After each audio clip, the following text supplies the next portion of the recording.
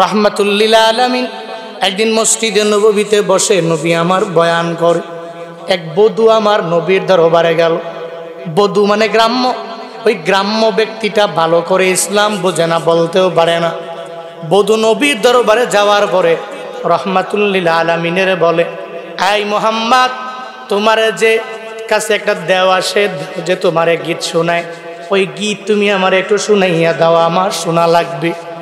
রাহমাতুল লিল আলামিন বলেন, ওটা দেও না, ওটা গীত না, ওটা দেও বলবা না, বলবা জিবরাইল আলাইহিস সালাম।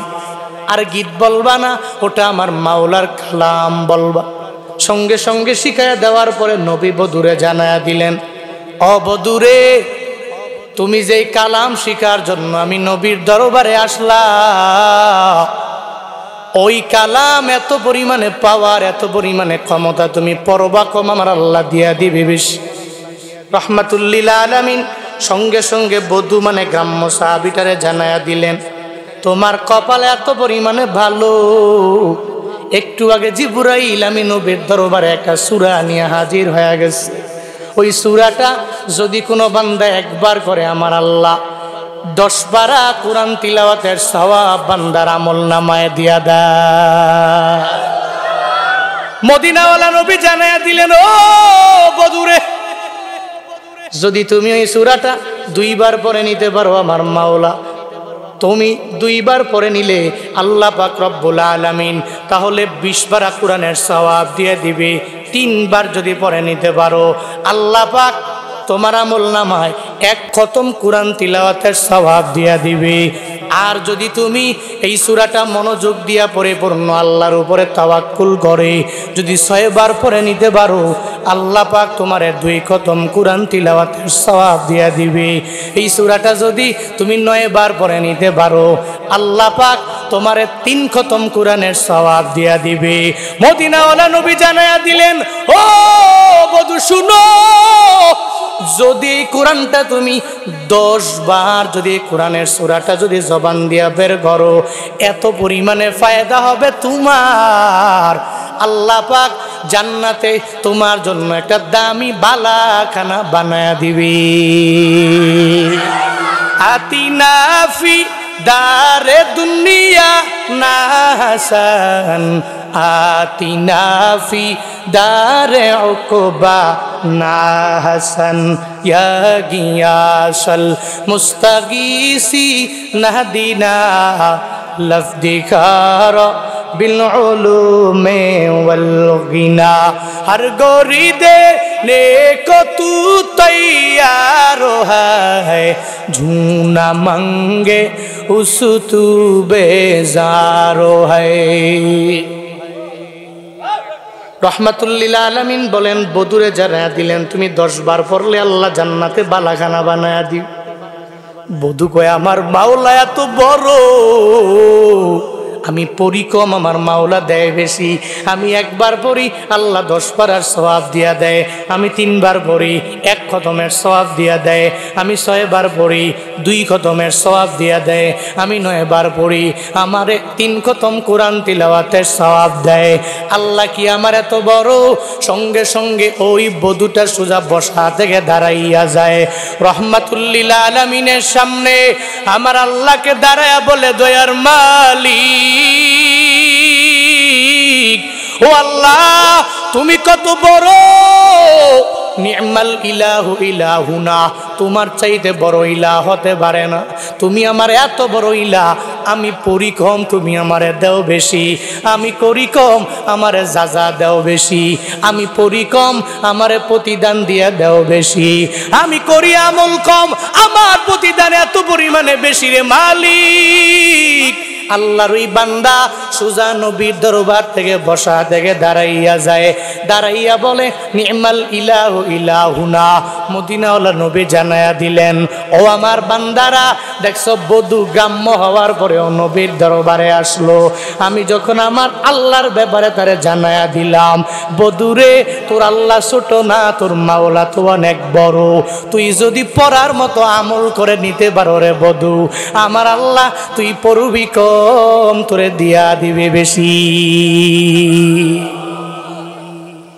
সাহাবায়ে কেরাম দেখতাম নবীর সামনে নবী যখন বয়ান করত সঙ্গে সঙ্গে নিজের ধরে রাখতে পারতো না, বয়ান শুনলে সোজা বসা দেখে দাঁড়ায় যাইত।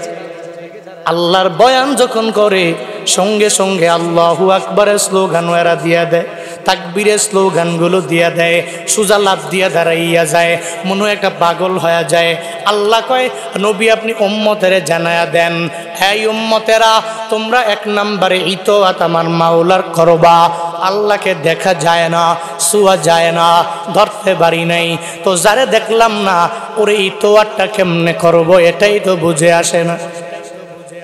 আমি জুনায়েদ আল হাবিব যদি বলি, ও রামগঞ্জের মানুষেরা আজকে থেকে চলার পথে আমার ইতোয়াত করবা, আনুগত্য করবা। যদি কোনো ব্যক্তি আমি যদি বলি উদাহরণ যদি বলি সঙ্গে সঙ্গে আমি যেই জুব্বা লাগাইলাম ওই জুব্বা পরা লাগবে, যেই টুপি আমি লাগাইলাম ওই টুপি লাগানো লাগবে, আমি যদি পায়জামা পরে তো পায়জামা, লুঙ্গি পরলে তো লুঙ্গি, দাড়িটাকে কিভাবে রাখলাম এভাবেই তো পরিপূর্ণ ফলো করা যাবে। যেরকমভাবে আমগো যুবকেরা মেসি নেইমারের ফলো করেনি, যেরকম ভাবে ফলো করে মেসিরে ফলো করে, এমবাপ্পিরে ফলো করে, নেইমারে ফলো করে, ওরে ফলো করে আমার চুল কাটা লাগবে, নেইমার কোন গেঞ্জিটা গায়ে দেয়, গেঞ্জির পেছনে কত নাম্বার লাগানো, যায় যায় বলে এইটা ইলার চলা আমার এমন একটা গেঞ্জি তুমি বানায়া দিবা, আর এই গেঞ্জির পেছনে এত নাম্বার উঠাইবা, এইটা ইলার চলা এমবাপ্পির গেঞ্জিকে ফলো করিও আর ওই সুন্দর করে তার মতো একটা গেঞ্জি আমারে বানায়া দাও, এত পরিমাণে ফলো করে। ওদিকে গেলাম না, তবে কি জন্য বলি রে বাবা, একজনের দেখে দেখে এরপরে ফলো করা লাগে। আল্লাহ কয় তুই চলার পথে আমি রবের ইতোয়াত করে নাও।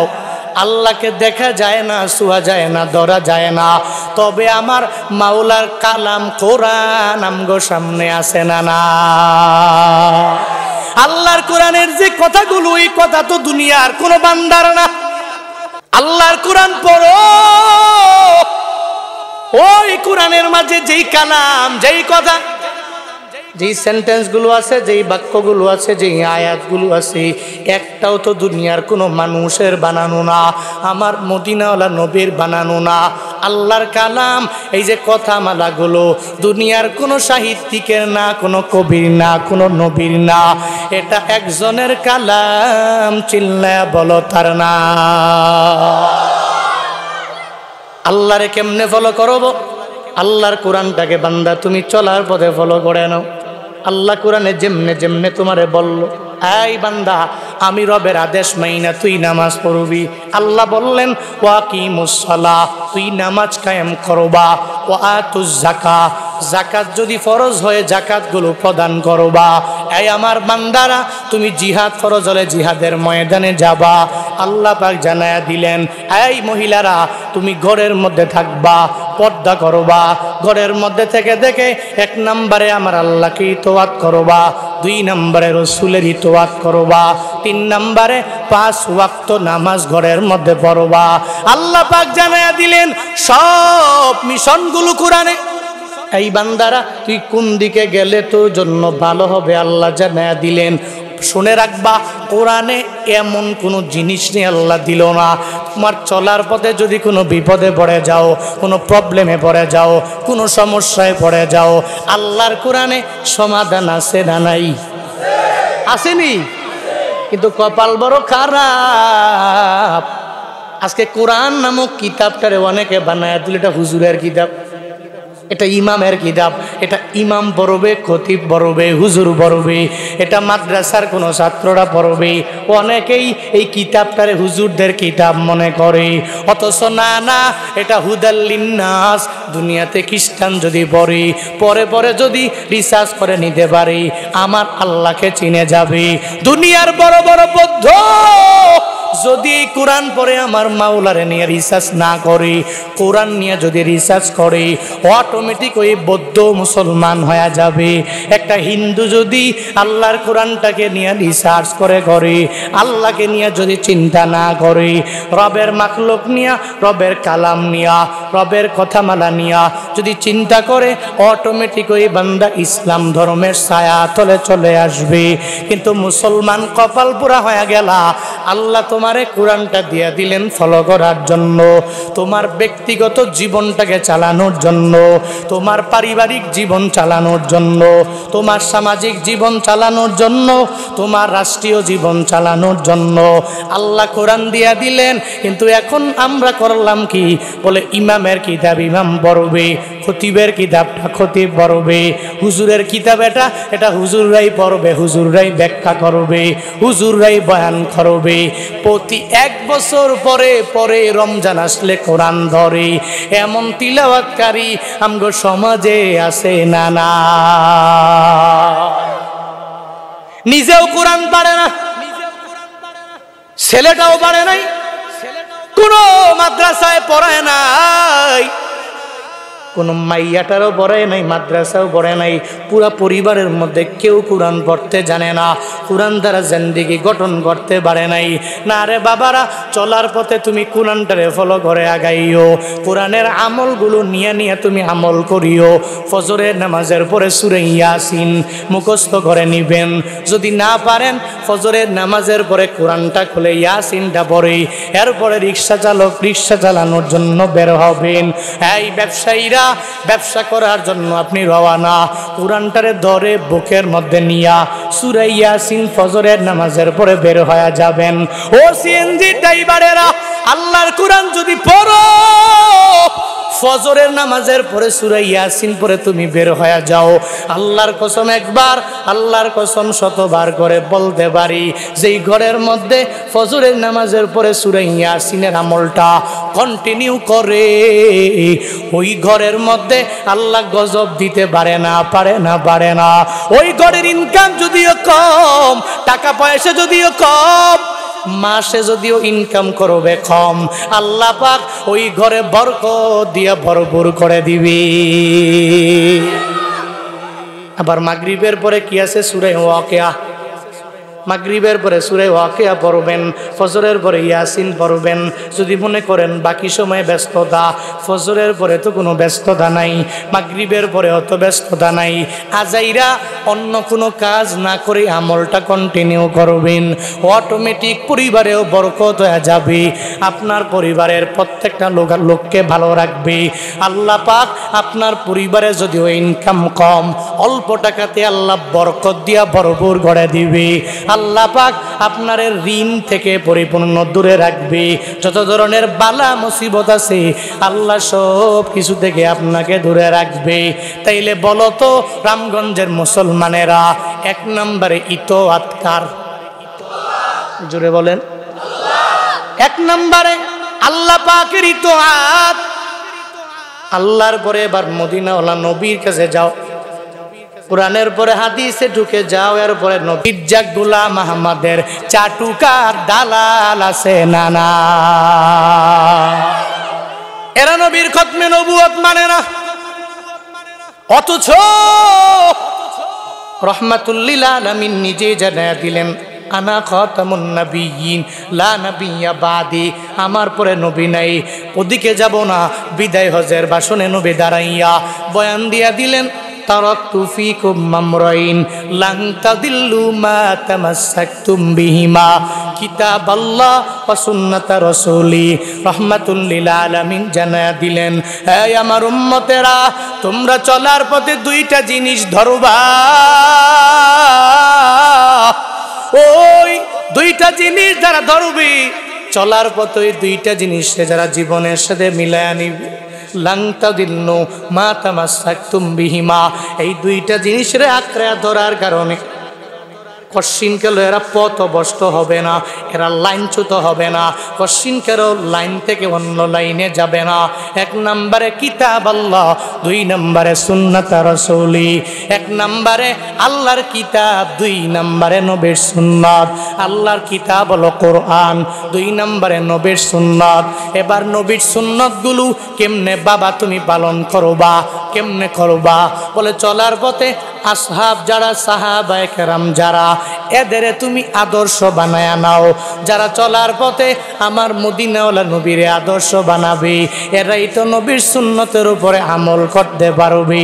এরাই তো দাড়ির মধ্যে খুর লাগাতে পারবে না, এরাই তো চুলের কাটিংটা মেশিনেই মারের মতো দিতে পারবে না, এরাই তো চলার পথে কোনো মিথ্যা বলতে পারবে না।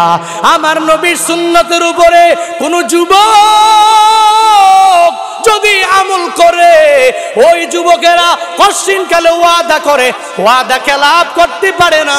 ওই যুবকেরা আমানতের খেয়ানত করতে পারে না, ওই যুবক কোনো অন্যায় করতে পারে না, ওই যুবক কোনো জুলুম করতে পারে না, ওই যুবক কশ্চিনকালেও নির্যাতন করতে পারে না, ওই যুবক কশ্চিনকালেও কোনো অপরাধের মধ্যে নিযুক্ত হতে পারে না।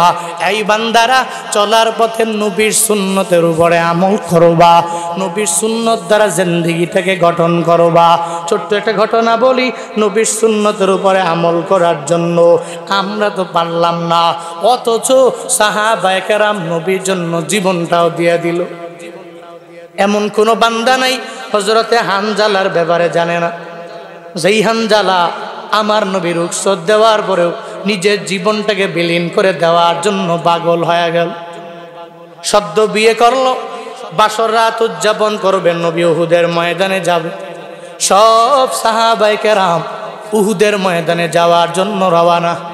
রহমাতুল লিল আলামিনও যাবে, হানজালাও যাওয়ার জন্য রওনা করবে।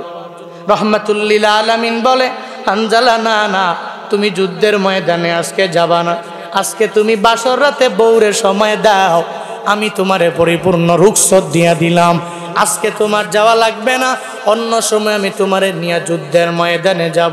হানজালা নবীর কথা মাইনা বাসর রাত উদযাপন করার জন্য চলে গেলেন। উদযাপন শেষে যখন ফরজ গোসল করার জন্য দৌড় দিলেন, যাওয়ার পথে কে যেন মদিনায় আওয়াজ দিয়ে দিল, কুতিলা মুহাম্মদ, আমার নবী নাই। ওই যুদ্ধের ময়দানে নবীকে দুনিয়া থেকে বিদায় করে দেওয়া হলো। এটা যখন বলে হানজালার কানে যখনই আওয়াজ বাড়ি খাইল, হানজালা মনে মনে চিন্তা ভাবনা করি, রহমাতুল লিল আলামিন আমারে রুখসত দিয়ে নবী যুদ্ধের ময়দানে গেল, কিন্তু নবী নাই। কি এমন হয়ে গেল আমি যুদ্ধের ময়দানে না যাইয়া আমি গোসলের জন্য আমার কাপড় চোপড় নিয়ে গোসলের জন্য আমি দৌড়াই। হযরতে হানজালা তার বিবির দরবারে যায়, আর বিবির দরবারে যাইয়া বিবিকে জানায় দেয়, বিবিরে তরবারি দাও, এই তরবারি নিয়ে আমার যুদ্ধের ময়দানে যাওয়া লাগবে। কেন গো স্বামী, আপনার তো ফরজ গোসল হয়ে গেছে, এই গোসলটা করা লাগবে, এর উপরে তরবারি আমি আপনাকে দিয়ে দিব, এই তরবারি নিয়ে আপনি যুদ্ধের ময়দানে চলে যাবেন গো স্বামী। হানজালা ডেকে বলে, ও বিবি আমার, না না, ও বিবি আমার, আমার নবীর প্রতি কি বিন্দু মাত্র পরিমাণ কি তোমার কোনো মায়া নেই? ওই নবীর জন্য কি তোমার মনটা কাঁদে না? যেই নবী তোমার আমার ভালাইয়ের জন্য উহুদের ময়দানে নবী নেয় নাই। আমরা সুন্দর করে বাসর রাত উদযাপন করলাম, যেই এলাকায় আমার নবী নাই, ওই এলাকায় আমি গোসলটা কার জন্য করবো রে বিবি রে?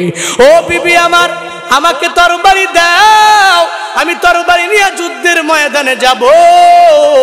হানজালা এবার তরবারি বিবির কাছ থেকে নিয়া যুদ্ধের ময়দানে জোশ নিয়ে রওনা হয়ে গেল। আমার নবীর বিদায় করছে, আমি এদের দুনিয়ায় থাকতে দিব না।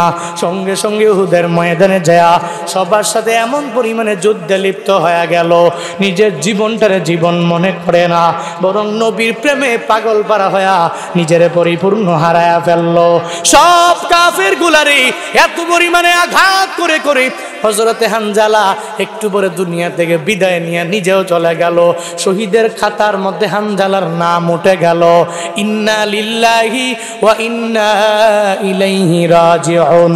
আমার আল্লাহর দরবারে যখন হানজালা চলে গেল, উহুদের ময়দানে যুদ্ধ শেষ হওয়ার পরে রহমাতুল লিল আলামিন সাহাবায়ে কেরামের আদেশ দিয়ে দিলেন, এই সাহাবীরা যুদ্ধের ময়দানে যাও। ওই যুদ্ধের ময়দানে আমার কত প্রেমিক সাহাবীরা নিজের জীবন দিয়ে দিল। যায় দেখ এই যুদ্ধের ময়দানে কত আমার সাহাবীরা নিজের জীবনটা বিলীন করে দিয়ে দিল। এদের রক্তগুলো জমিনে বিলীন করলো। এরা দুনিয়া থেকে বিদায় নিল সব আমি নবীর ভালোবাসায়, আমি নবীর একটা ডাকে। সব লাশগুলোরে একসাথে তোমরা শহীদের লাশগুলোকে একসাথে করে নাও, তবে এদের গোসল দিবা না, বিনা গোসলে তোমরা দাফন করে দাও। কারণ যারা শুহাদা এর গোসল দেওয়া হয় না। কেন দেওয়া হবে না? আল্লাহর দরবারে হাসরের ময়দানে যেদিন শুহাদারা দাঁড়াইবে, ওই দিন আমার মাওলার দরবারে দাঁড়াবে। একজনের হাত নাই, আরেকজনের পা নাই, আরেকজনের চোখ নাই, আরেকজনের নাকটা থেতলে রয়ে গেছে, আরেকজনের পুরা বডিটা রক্তে মাখানো আল্লাহর দরবারে। আল্লাহ পাক ওদিন বলবে, ও মানুষেরা তোমরা কারা? ওদিন শুহাদারা আল্লাহরে জানায় দিবে, আল্লাহ গো তোমার ধর্ম নিয়ে কটূক্তি করার কারণে, তোমার নবীর নিয়ে কটূক্তি করার কারণে আমি ধরে রাখতে পারি নাই নিজেরে, আমি দৌড়াইয়া চলে গেলাম যুদ্ধের ময়দানে। আমার নিজের তাজা রক্তগুলো আমি জমিনে বিলীন করে দিয়ে আসলাম, যার কারণে আমার হাত নাই, যার কারণে আমার পা নাই, যার কারণে আমার পুরা শরীরটা রক্ত মাখা হয়ে গেল। এটা বলার পরে আল্লাহ পাক ওদিন জানায়া দিবে, ও শুহাদারা আমি রবের জন্য তুই দুনিয়ার মধ্যে আমি রবকে খুশি করার জন্য জিহাদের ময়দানে গেলা, আমি রবকে রাজি করার জন্য তুই তোর জীবনটা পর্যন্ত দিয়েছ, আজকে তোরে আমি মাওলা জাহান্নামে দিতে পারি না। এই শুহাদারা যাও যাও, জান্নাতের 8টা দরওয়াজা খোলা আছে, যেই দরওয়াজা দিয়া মন চায় ওই দরওয়াজা দিয়া জান্নাতে ঢুকে যা। কোরআন এবং হাদিসের কথা যে কোনো ব্যক্তি যে কোনো স্থান থেকে বললেই ওই ব্যক্তি বড্ড দামি। এজন্য এসব প্রোগ্রামে সবাই দামি।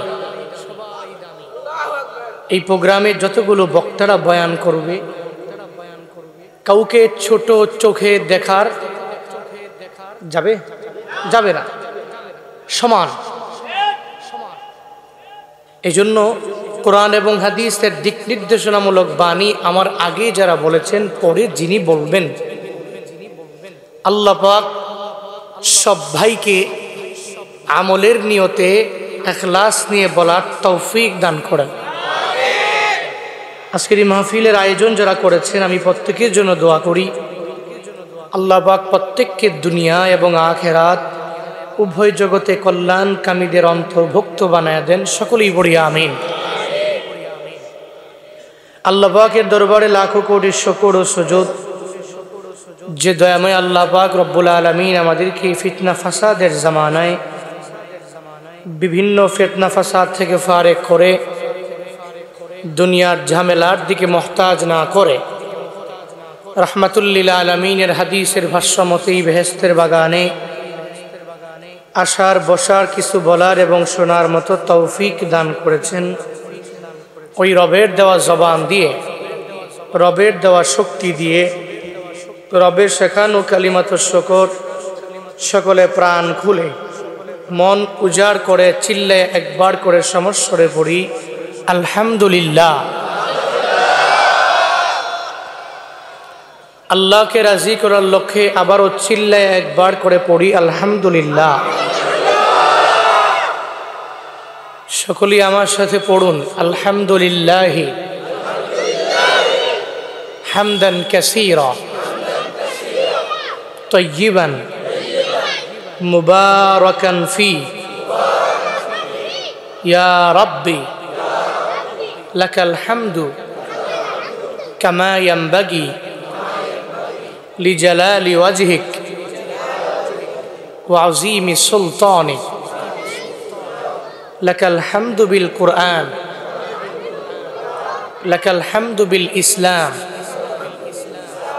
লাকাল হামদু বিল ঈমান। আমরা প্রশংসা করলাম কার? আমাদের প্রশংসা পাওয়ার একমাত্র যোগ্য কে?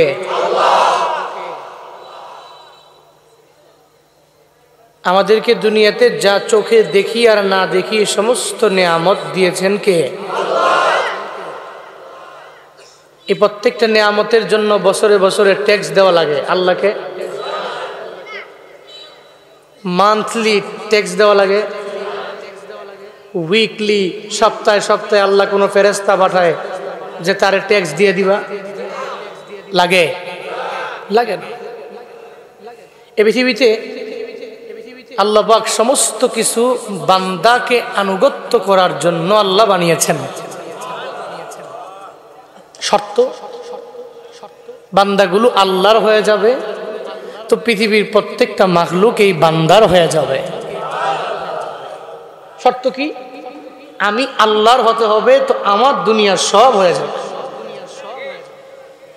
মান লাহুল মাওলা ফালাহুল কুল। আল্লাহ যার মাওলা, আল্লাহ যার গার্ডিয়ান, আল্লাহ যার অভিভাবক, চলার পথে আল্লাহ যার সব, তো ফালাহুল কুল। আল্লাহ যার মাওলা হলো, গার্ডিয়ান হলো, পৃথিবীর সমস্ত কিছুই তার জন্যই হয়ে গেল। কোম্পানির এমডির প্রশংসা করলে, ভালো করে মনোযোগ দিয়ে কাজ করলে ম্যানেজিং ডিরেক্টর কি বলে? এই যে জিএম দেখছো, উনি জেনারেল ম্যানেজার আমার কোম্পানির, আমি তাকে নিয়োগ করেছি সর্বোচ্চ লেভেলের বিশ্বস্ত হওয়ার কারণে আমি তাকে জিএম বানিয়েছি। সো কোম্পানিতে জব করানেওয়ালা প্রত্যেকটা ছোট থেকে ছোট লেবাররা তার কথা মানবে, তার কমান্ড মানবে, তার কথা অনুযায়ী চলবে। সে যেভাবে বলবে ওইভাবে তোমরা কাজ করবে। সে তোমাদের লিডার, সে যেভাবে লিড দিবে তোমরা ওইভাবেই চলবে। এমডি কথা বলার পরে অটোমেটিক ওই জিএম এর পাওয়ার তো বেড়ে গেল।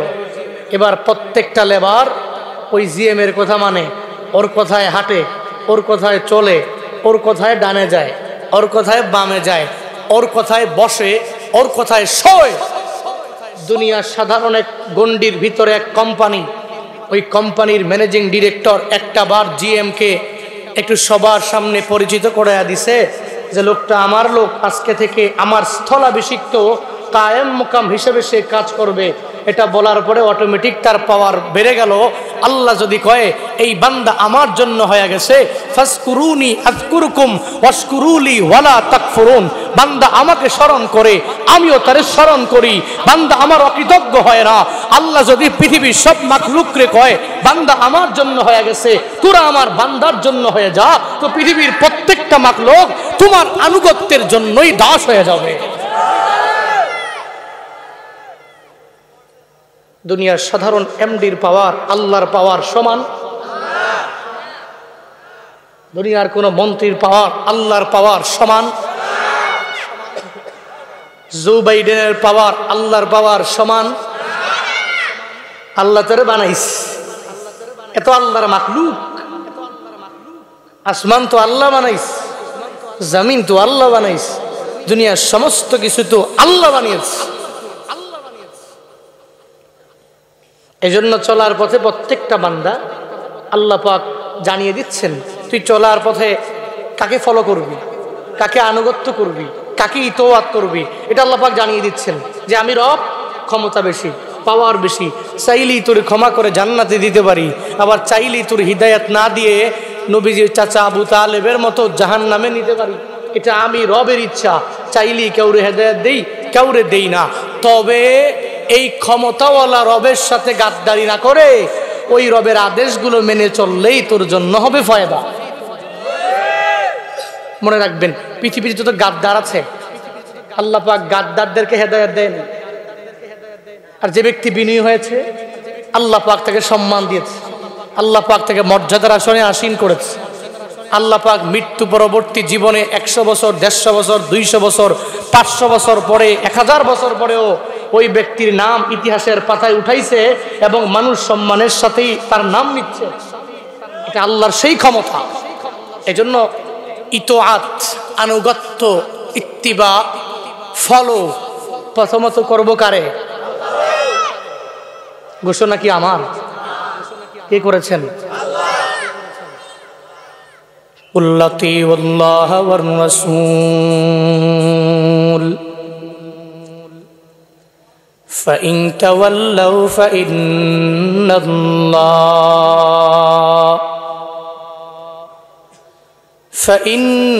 ফাইন্নাল্লাহা লা ইউহিব্বুল কাফিরিন।